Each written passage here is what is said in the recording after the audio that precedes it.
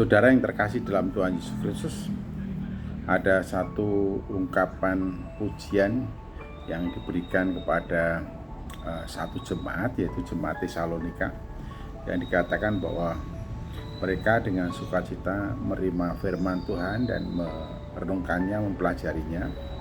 Lalu kemudian bukan hanya di antara kamu saja firman Tuhan itu bergema, namun juga sampai kemana-mana. Ini artinya apa ya?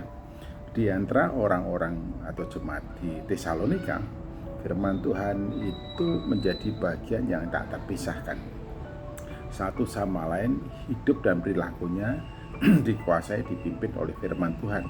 Mereka hidup sesuai dengan firman Tuhan sehingga satu sama lain bisa melihat bagaimana sesama atau saudara seiman itu hidup didasarkan firman Tuhan, menerapkan firman Tuhan, sehingga firman Tuhan itu bergema bukan saja lewat proses belajar mengajar di antara mereka atau pengajaran yang ada di dalam jemaat mereka, tapi juga bergema ini firman Tuhan terbaca di antara mereka satu sama lain karena masing-masing anggota gereja itu melakukan firman Tuhan. Prosesnya bagaimana? Yaitu hati mereka terbuka menerima firman Tuhan dengan sukacita, merenungkan di bawah pimpinan Roh Kudus, dan kemudian ketika mereka menemukan kebenaran itu, mereka menghidupinya, bukan saja memegang sebagai pegangan yang diingat-ingat, tetapi juga dilakukan, dipraktekkan dalam kehidupan sehari-hari. Nah, secara pribadi mereka menerapkan firman Tuhan, secara kolektif mereka juga menerapkan firman Tuhan, dan dalam kehidupan bersama satu sama lain saling melihat bagaimana firman Tuhan itu hidup dan dipraktekkan oleh setiap orang atau setiap anggota gereja, sehingga Paulus memberikan penegasan bahwa firman Tuhan bergema di antara mereka, dan firman Tuhan yang diterapkan itu bergema bukan hanya di antara mereka, bahkan sampai ke seluruh Makedonia. Ini sungguh-sungguh luar biasa.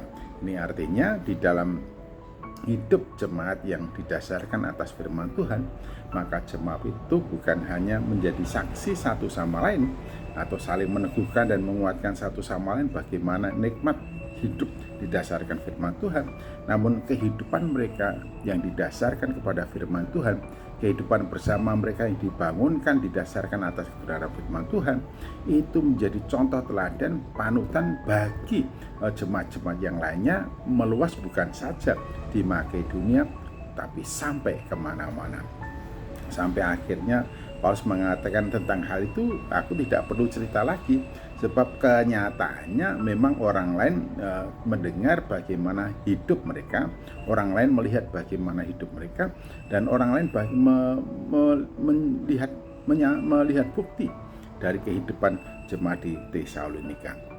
Saya kira itu juga yang seharusnya terjadi di antara kita, Bapak, Ibu, dan saudaraku yang terkasih dalam Tuhan Yesus Kristus. Firman Tuhan menjadi pegangan hidup kita, firman Tuhan menjadi dasar kehidupan kita, firman Tuhan menjadi pedoman hidup kita, dan kita hidup berpegang kepada kebenaran firman Tuhan. Dan jikalau dalam kehidupan bersama itu juga yang terjadi, maka bukan saja firman Tuhan menjadi bahan pembicaraan di antara anggota gereja satu dengan yang lainnya, tapi firman Tuhan menjadi praktek hidup seorang dengan yang lainnya, hingga satu dengan yang lainnya menjadi contoh dan teladan bagaimana firman Tuhan itu dilakukan dan bagaimana nikmat berkat hidup orang-orang yang melakukan firman Tuhan. Nah, keberadaan inilah yang kemudian meneguhkan, memperkuat kehidupan jemaat itu menjadi jemaat yang bertumbuh, jemaat yang mandiri, jemaat yang menjadi teladan bagi jemaat-jemaat yang lainnya. Saya kira itu juga sebenarnya yang dirindukan oleh kita semua, setiap gereja Tuhan, setiap anggota gereja, dan setiap orang yang percaya kepadanya. Bagaimana kita, gereja kita, bagaimana setiap orang percaya menjadi contoh teladan dalam melakukan kebenaran firman Tuhan.